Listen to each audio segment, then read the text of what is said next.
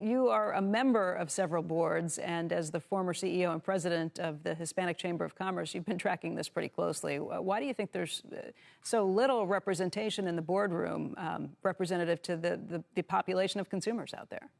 Well, I must say the numbers that we just saw are extremely disheartening to me, and that this has been a passion of mine dating back to 1998 when I assumed the presidency and CEO of the U.S. Hispanic Chamber. And over the last decade, unfortunately, the numbers have declined in terms of Hispanic and Latin representation in the corporate boardroom, and it's a continuing struggle. Over the last several years, what we always used to hear is that we just couldn't find qualified Hispanics for these opportunities. Well, that's not true.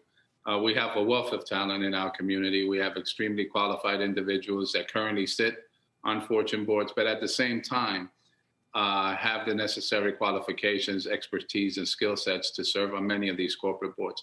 And the reason the numbers are disheartening, if you take a look at the Fortune 1000 companies, there are almost 800 companies within the Fortune 1000 that have zero Hispanics on their board. 85% of tech firms in the United States has zero Latino representation on the board. And the numbers are more dismal for Latinas who represent only about 1% of the Fortune board seats. So we need to continue to advocate on behalf of our community. We need to continue to initiate dialogue with corporate CEOs to let them know that we have the talent.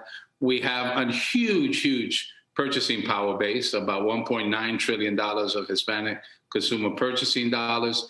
Our GDP is one of the largest ones. If you just took the Hispanic community GDP, would be the 8th largest GDP in the world, larger than Italy, larger than Brazil, larger than South Korea. So my message to a lot of the CEOs in corporate America is, you either play with us now or you're going to pay later, because we're also one of the most brand loyal consumers in the country, and we want to patronize your products and your services.